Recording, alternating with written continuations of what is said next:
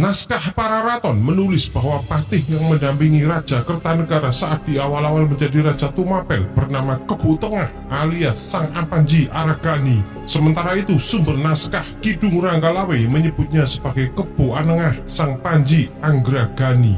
Tidak jauh berbeda dengan Pararaton dan Kidung Ranggalawe, naskah Kidung Harsawijaya menulis patih muda yang ditunjuk oleh Sri Kertanegara ini dengan sebutan Rangga Anengah. Sedangkan pada prasasti penampihan yang berangka 1269 menuliskan bahwa dalam kabinet yang dibentuk oleh Sri Kertanegara itu tercantum nama patih yang bernama Kepu Arema. Bisa ditafsirkan bahwa nama Kepu Arema yang tertulis di prasasti tersebut identik dengan Kepu Tengah. Mereka adalah orang yang sama. Kepu Tengah adalah nama lain dari Kepu Arema. Pararaton dan Kidung Harsawijaya menceritakan bahwa Kepu Tengah naik jabatan menjadi patih menggantikan Purakanata yang mengundurkan diri karena merasa sudah tidak didengarkan lagi nasihat-nasihatnya oleh Kartanegara. Jabatan Purakanata kemudian dilorot menjadi seorang adiaksa atau hakim agung di Tumapel. Lebih jauh, Kidung Harsawijaya menceritakan bahwa akibat tidak mendukung arah kebijakan Kertanegara,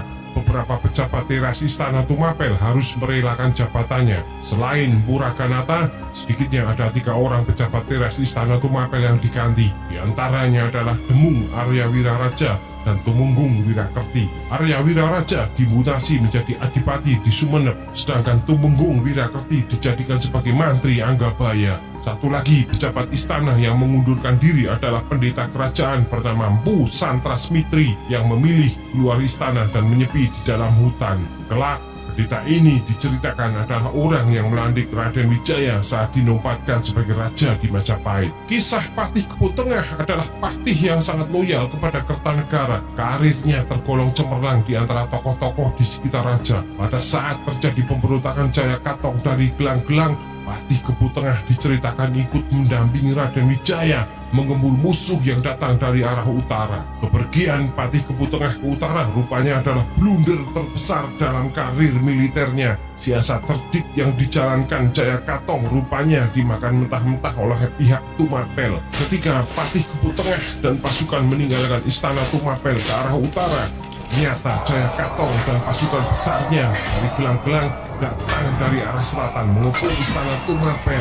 Sri Kertanegara yang tidak mengetahui siasat Jayakatong malah pergi ke satu ruangan untuk mabuk dan menenggak tuak. Pada saat itu, bahwa Purakanata telah mendatangi Kertanegara dan menegurnya karena raja masih asik mabuk saat istana Tumapel telah diserang musuh. Walau akhirnya tersadar, namun upaya Kertanegara dalam menghadapi penyerangan sudah terlambat.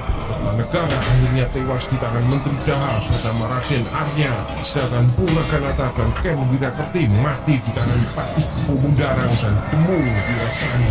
Berita kematian Sri Kertanegara dan penyerangan istana Tumapel sampai juga ke telinga Kepu Tengah. Patih muda yang sangat setia dengan atasannya ini akhirnya memutuskan untuk kembali ke istana Tumapel. Kepu Tengah mengamuk di balai istana Tumapel, membabat musuh dari gelang-gelang. Namun usaha dan perlawanannya tidak sebanding. Pasukan gelang-gelang yang dipimpin oleh Kepu Mundarang mengepungnya. Dengan sisa tenaga yang ada, Kepu Tengah masih melakukan perlawanan sampai akhirnya dadanya tertusuk keris pasukan musuh.